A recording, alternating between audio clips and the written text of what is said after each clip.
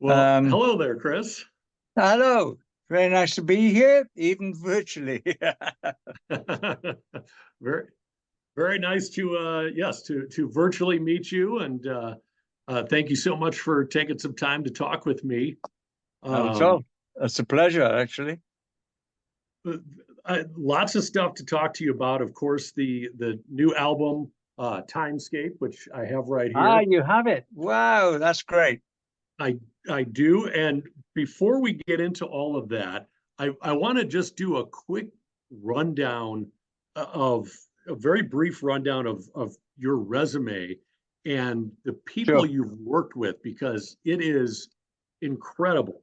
Uh, Tom Jones, Olivia Newton-John, founding member of Manfred Mann's Earth Band, Uriah Heep, Gary Newman, Bad Company guitarist Mick Ralphs, David Gilmour, member of The Firm with Jimmy Page, Paul Rogers, and Tony Franklin, AC/DC, of course, Asia, and Michael Schenker of UFO. Have I Yeah. left any legends out? Denny Lane of Wings Denny is Lane one. of Wings. Um, and there's I don't know, there's a few, but that what you did was a really great resume, actually. Well, Um, yes, that is your resume, and it is incredible. Um, let's start with the new album, Timescape. It is a double CD, and it is basically the first disc is all new original material, and yes. then the second disc is really kind of a greatest hits, kind of your greatest hits of Yes. various songs and artists that you have worked with in your career. Yep. Uh, Now I listened to the whole thing, and disc one, very much like your career, I think, is it's very eclectic. There's a lot of different styles and sounds on there. Yeah. Was was that in Definitely diverse. yes, very diverse. What was that intentional? Did you set out to kind of No, it's just the way my brain works, I think, which is part of my timeline, I suppose. Uh, it's just I get an idea and I follow the idea. It's as simple as that. Uh, you know, it's just a car going past us. Meow. I thought, oh, that'd be a good sound. Why didn't I try to put that somewhere? Um, And I sort of always done that, but I've never thought, I've always written lyrics since the 70s, but I never tried to write melodies. And some, for some reason, 2.5 years ago, melodies started coming to me, literally out of the blue. La da dee dee boo boo la da and I thought, oh, that's a good idea.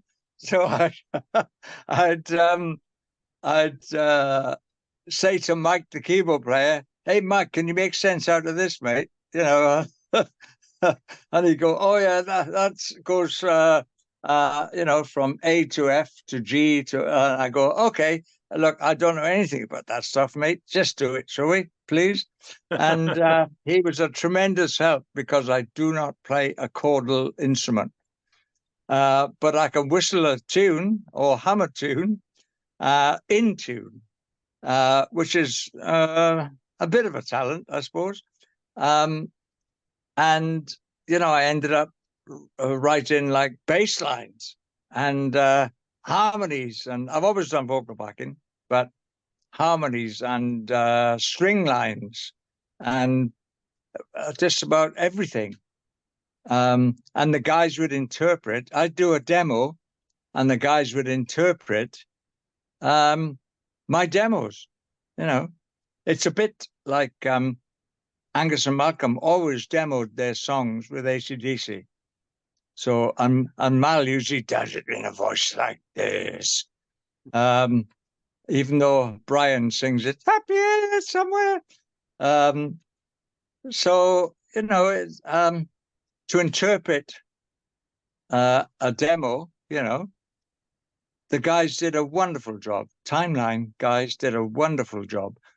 And it turned out the way you hear it. And the idea, like Time Flies, started with just a keyboard thing, me going da-da-dee-da-dee-da-dee-da-dee-da-dee on two keys. And it developed into that song. And that's what I mean about things developing, recognizing them and then developing them from just a sound in the street or something, Beethoven used to write, from nature, he said. He said the music's all around us. It's just in nature. So he heard things in the air, and he would interpret them and write them. He could write them down in musical form, So, I'm not saying I'm a Beethoven, but but I am a bit deaf. Well, drum over. Yeah, touring with AC/DC will do that to you, I'm sure. Yeah, right, absolutely. Now, how does being a drummer inform the way you approach songwriting? Do you approach it in a different way than someone else who does play a chordal instrument, as you said, someone that might play the piano or a guitar? Are you thinking about a drum part when you start writing a song? No, not at all. I might at the beginning, yes. One Sundance on the album started with a drum pattern, that tom drum pattern that I do. But other things just start with the melody. And it's me trying to make sense of the melody and where it can go. I know where, a verse should be. I know where a chorus comes. I know where a bridge, when it needs a bridge. So I know the full thing of songwriting, if you like. Mm-hmm. And it's just whether it's any good or not, and there's others in the can, which may never escape. Who knows? I hope it will one day. It's interpreting the sounds I hear. And if I go to bed, that's when I get my best ideas. Just about to go to bed, and I go, "Oh, where's my recorder?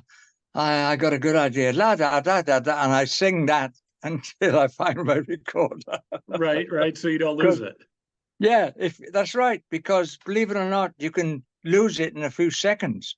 If you stop singing it, it can disappear in seconds. Mm-hmm. You can ask any writer, and they'll tell you that. It just it can go. It comes in an instant, and it can go in an instant. So you got to be quick with the record button. Right. Yeah, there's a famous quote from Keith Richards that I always thought was great in regards to songwriting, where he talks about how he's just a conduit, and he said that the thunderbolt will hit him out of nowhere. He doesn't know where it came from, what inspired it, and he's like you said, he's got to get it down as quick as possible before it vanishes again. Yes, because you think you remember it, and you never do. And if you do remember something of it, it's never the same as when you got the initial inspiration, if you like.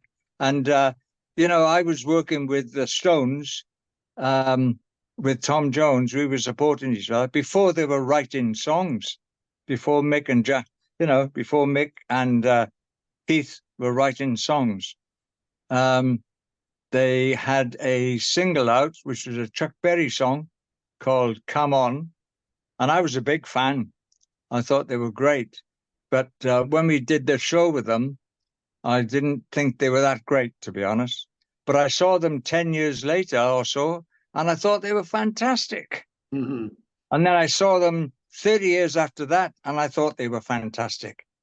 Me and my missus went to see them in Paris about, I don't know, within the last 10 years anyway. And again, they were fantastic. But in the beginning, not so impressed. And I was a big fan. And it was Tom Jones, and we were an anachronism, Tom Jones and the Squires, because we were doing rock and roll. You know, Jerry Lewis, Little Richard, all that sort of stuff. And we were leather jacket and jeans. We were rockers, you know. Mm-hmm. And the Stones weren't. You know, they had long hair. It almost covered the tops of their ears, actually. If you look at the old first pictures. Which was quite scandalous back then. Oh, yes. If you couldn't see all your ear, you were a scruffy individual, to say. A hooligan. Absolutely. Yes.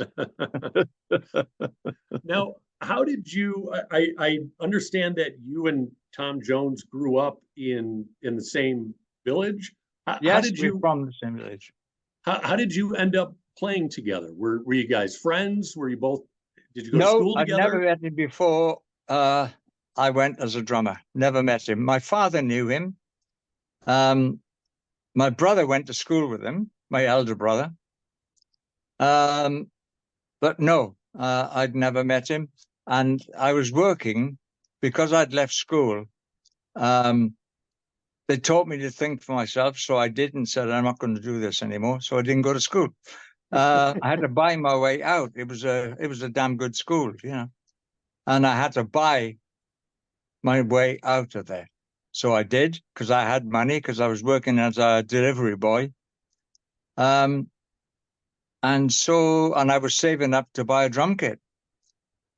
Um, and I was working in the shoe shop, and I'd heard the night before from one of the assistants, from one of the women that worked there, that Tommy Scott and the Senators, that's what they were called, had sacked their drummer the night before, just the night before.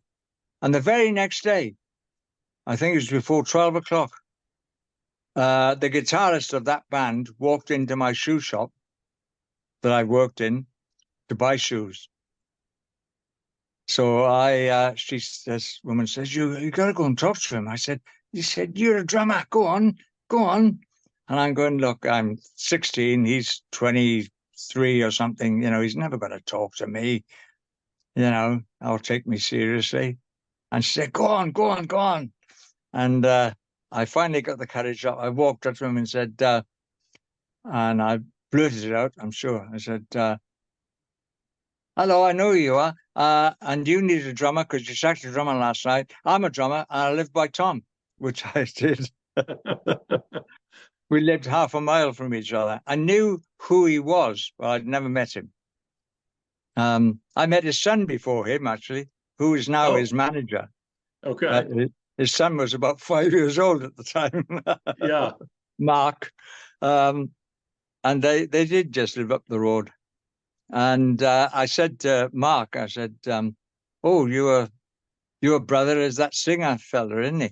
He said, he's not my brother. I said, yes, he is. He's your brother. He said, no, he's not my brother. He's my father. So I didn't know that, you know. Yeah. So because don't forget, Tom was my brother's age. So I ultimately thought that Tom was his brother, you know. Right. As Right. I said, he was about 5 at the time, Mark. So we have a laugh about that sometimes. But What was I going to say? the guitar player came into the shop Yeah, and the guitar player came into the shop. He said, you know, you live by Tom. Okay, so they all came to my house. I had my brand new drum kit set up in the living room permanently. We didn't live in that living room, by the way, although it was the living room. We used to live out the back in the kitchen, as most people do. Mm-hmm. And they said they came to the house, everybody, and said, Vernon, the bass player, said, "Can you play the start to Walk Don't Run by the Ventures?" And I rattled it off because it was quite difficult in those days. And I rattled it off because I'd been practicing that for a long, long time. And they went, okay, let's go to the pub and rehearse. So they all grabbed a drum each, No cases, because I couldn't afford cases. And we all walked to the bus stop, which was about 500 yards away. And then we got on the bus, went to Pontypridd, changed buses, and went a bit further where the rehearsal place was. And I set up my drums, and the rest is history, as they say. I was 50 with Tom for 7 years. and 50 some years later, and here you are. Yeah, And to think if your coworker hadn't nudged you in that direction, who knows how absolutely. different things could have been. Absolutely. There's a song on that Timeline original side called Living the Dream. Mm-hmm. And it's about believing yourself and don't believe anybody else. That, people tell you you're no good. It's not true. Uh, just believe in yourself, whether you're a gardener or whether you're a musician or whether you're an actor or whatever, any field, you got to believe in yourself and believe you're the best gardener that you could possibly be and become the best gardener you possibly can be. And that is very, very important, you know. She's too fat, she's too thin, she has horrible hair. These people are just horrible people, Mm-hmm. actually. And they drive people to suicide also. So you got to believe in yourself. You must have self-belief. It's so important in this day and age, especially. Yeah, absolutely. Now, after spending time with Tom Jones, you spent a couple years touring with Olivia Newton-John in Yeah, the group. no, I was just in the band for about just under a year, I think. Okay, just okay. Um, and we rehearsed. We did no gigs whatsoever. We rehearsed, so I knew she could sing. Um, and she was a very pretty lady, as you know.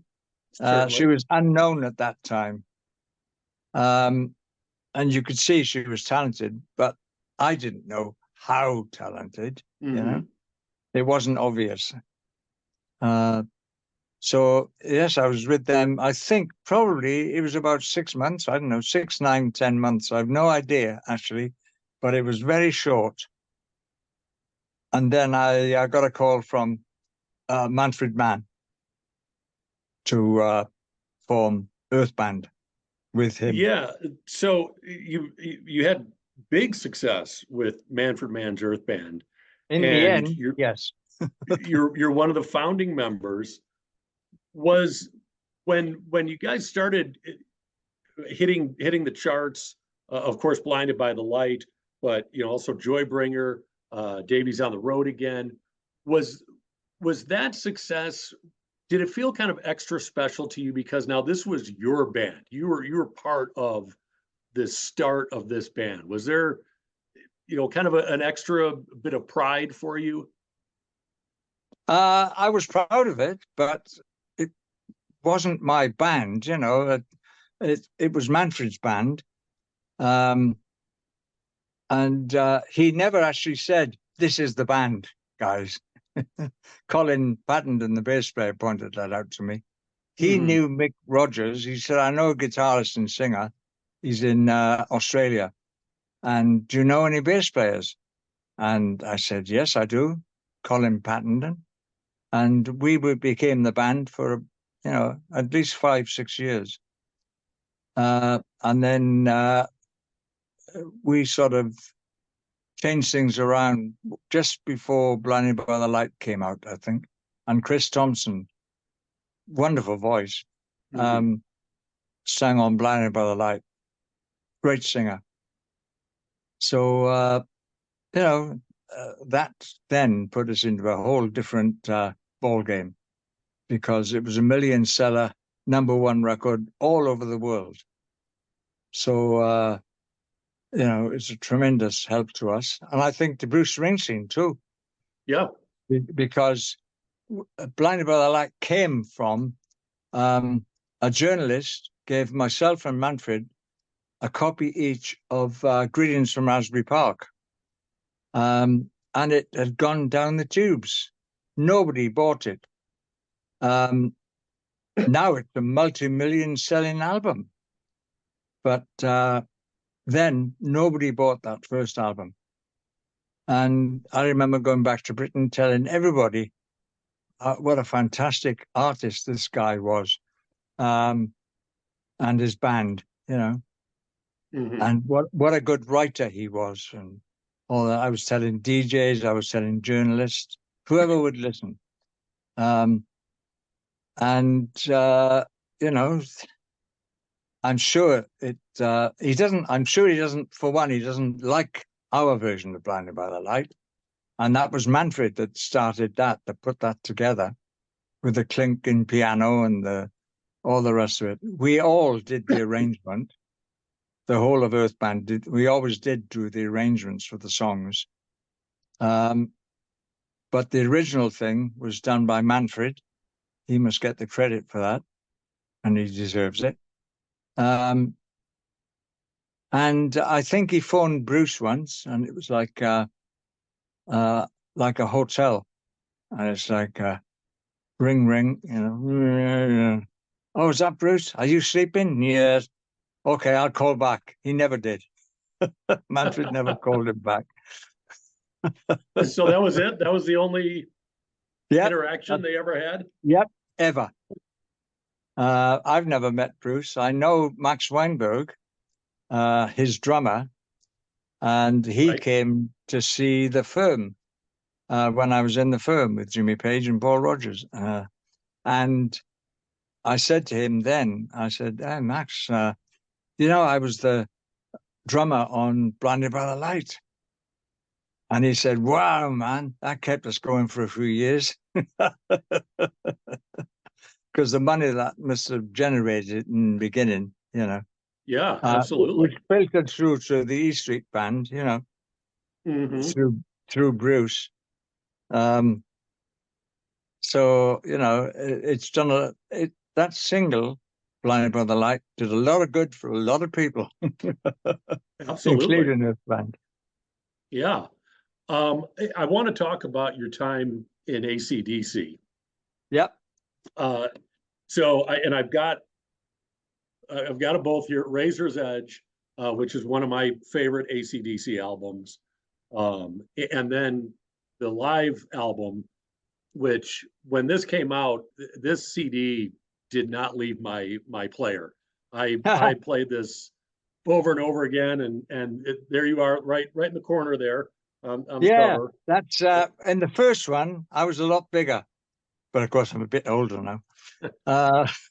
We all are. Yeah, it was. The cover was slightly different, and Angus wasn't quite as big as he is on there now. But of course, that's what it's like, an AC/DC concert. Angus jumping in the air like that happens all the time. So I can understand why they changed it slightly. Right. But at least I'm in the picture. Yeah. Now, I often, when people bring it for me to sign, I put an arrow going, "This is me." Here's me right here. Yeah. Now, your drum playing on Razor's Edge is, I mean, it sounds like cannon shots at times, particularly on Thunderstruck. How did you get that sound in the studio when you were recording? That's not my job. My job is to hit them. But is there a particular playing style that you were doing to get it to sound that big, or no, I was just it your tune equipment?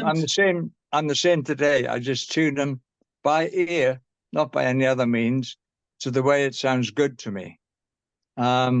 I wasn't playing DW back then. I wish I had been, because they sound so good. DW drums, that is. And, as I say, it's not my job to get the sound on the record. I can tune them as best I can to what I think is right. And sometimes engineers and producers say, can you loosen off the snare a bit? Can you tighten that first tom or something? That does happen. But I don't remember it happening with Razor's Edge. But it's, as I said, it was Mike Fraser that did it, and he is a fantastic sound guy.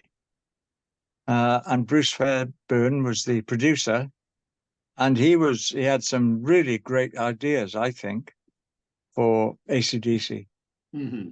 So his input was really big. One of his big things was going boom, boom when they go thunder. It wasn't on the demo. The guys always demo stuff. And the boom, boom was not on the record, on the demo. And Bruce came up with that, actually. And he asked me to play it. And he said, would you be able to play boom, boom every time thunder comes up? I said, yeah, no problem. He looked at me as if, like, are you sure? And that is a walk in the park for almost every drummer on the planet, to go boom, boom, and then wait a bar or so and then go boom, boom again. And I overdubbed it quite a few times because Bruce wanted a huge sound. And that's where the two bass drums that I use at shoulder height on either side of me, I still use them. And they're 22-inch bass drums, real bass drums, not gong drums like they use today sometimes. Mm-hmm. They are actual bass drums, kick drums, and depending on what part of the world you're in. But I thought, what am I going to, live at Darlington, perhaps. That was our first gig, I think. I said to Dick, I want two bass drums on each shoulder, Dick. And he said, what? I said, a bass drum, either side of my shoulders. And he said, oh, all right, boss, I'll do it for you tomorrow. And I walked in the next day and he'd done it for me. Two bass drums up there. So, and that then became my signature drum kit. So I was very pleased to come up. I just thought I need a big boom, boom, and the only thing I could think of that I could do with two hands and 2 feet was a couple of bass drums, a couple of kick drums. So, that's what we did. And damn the expense. And I think it paid off. and yeah. It was a good investment. I still use them. I was doing a gig last Saturday with Timeline in Lyon, in France. And as usual, went down great, and it was a festival. And, we had a great time, as we always do. We play for like 2 hours every night and feel a bit shortchanged if we have to cut it down to an hour and a half. Because we can't get everything in, And I want to show the scope of the band, which is tremendous. Yeah, well, again, the scope of your career is tremendous. Now, you were in AC/DC from 89 to 94, then came back from 2015 to about 2020. How different was the band without Malcolm? Well, how big of a change? I would have to imagine it was a massive change to not have Malcolm. Oh, absolutely. In many, many ways, actually. It was Malcolm's band. Angus was obviously the star. Often in a band, the people that run the band are behind the lead person. In this case, happens to be Angus. But, Brian Johnson's also a front man.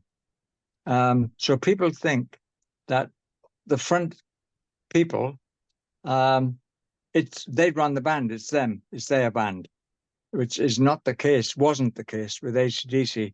Now it's Angus's band, and I'm certain. Obviously, it's his brother. He misses him terribly, as we all do. Malcolm was a genius, the best rhythm player I have ever worked with in my life, and I've worked with many. He was just incredible. His timing was like a really good drummer's. He never missed a beat. He never went wrong. Never. In all the time we played on stage together. His drive was unbelievable, but never pushing, always in time. The man was a phenomenon. I've never seen anybody play as well as him, play rhythm as well as him. And I'm sure Angus will agree with that, actually. You know, when they demo things, let me see if I can remember it properly, but Angus plays bass. And Malcolm used to play guitar. So, I mean, it was, unless it was Malcolm playing. Anyway, they switched instruments quite a lot. So, you know, it's surprising. People's view of a band, as I say, is like, oh, he's the lead person. It's obviously his band. No, you know, it is now, but it wasn't then. And I'm sure Angus would love to go back to those days. Wouldn't we all, you know? Sure.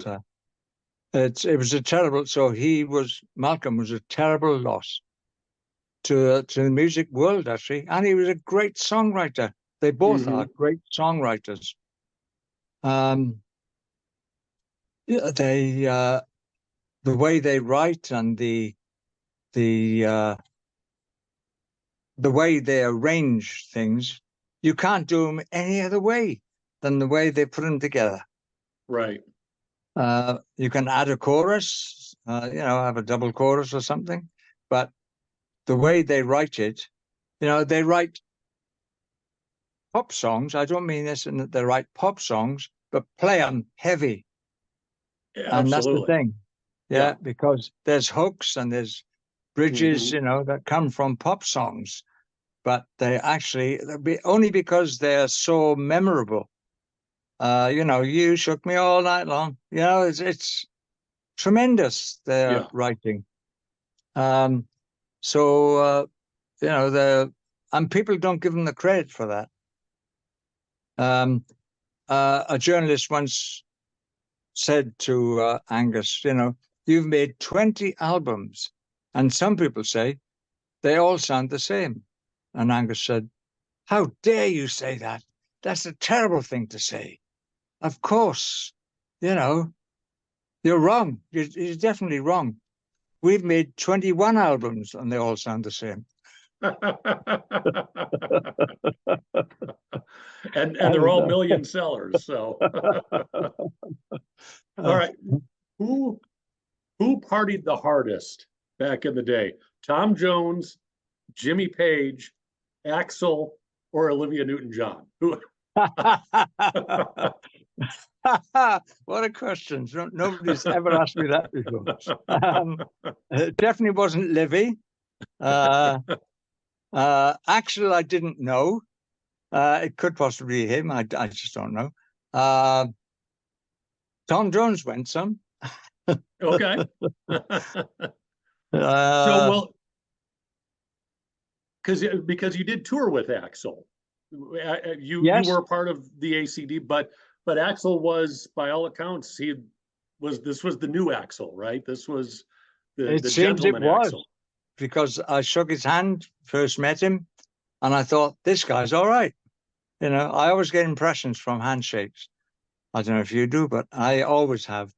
And you can tell I can often tell what that person is like when I shake their hand. And some people, you don't want to shake their hands. But I shook his hand with Axl. I thought, this guy's okay. And then he sang, and my God, I couldn't believe what I was hearing. He's not Brian, you know, and Brian isn't Axl. But what a tremendous singer is Axl. I didn't know it. I'd only heard his Guns N' Roses voice. didn't know he could actually sing, you know, like with a full voice and sort of, well, I thought it was incredible. He was hitting notes that dogs hear, you know, Right. and, you know, I'm not comparing Brian with Axl. Brian is Brian and Axl is Axl, and they approach the song the way they approach it. And it's as simple as that. And music is not a competition. It's not like, I've got to do better than that guy. You don't do that. You do your best.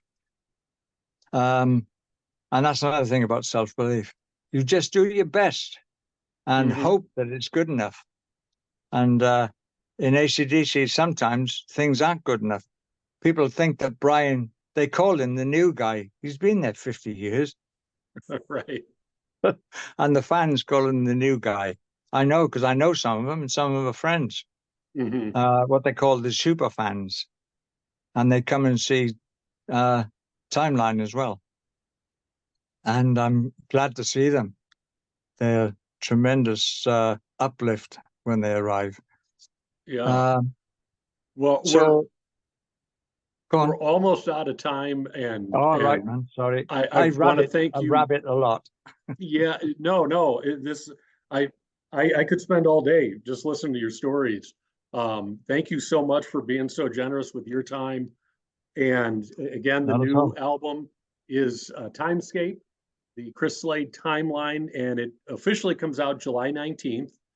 Yep. On CD, also digital, and I think there's talk of maybe a vinyl release. Is that correct? I hope vinyl, because a lot of people have asked us over the years for vinyl. But you know, this is the first real chance we've had to do it. So I want vinyl, most definitely, because there's a big upswing in Britain for vinyl at the moment. Oh, here in the States too. Really? Oh yeah. Great. Yeah. I was in the States this year, like January, February, because I got a green card.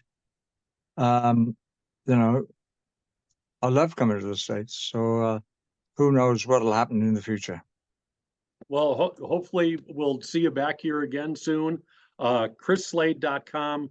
You can get all the info on where Timeline is playing and the new album.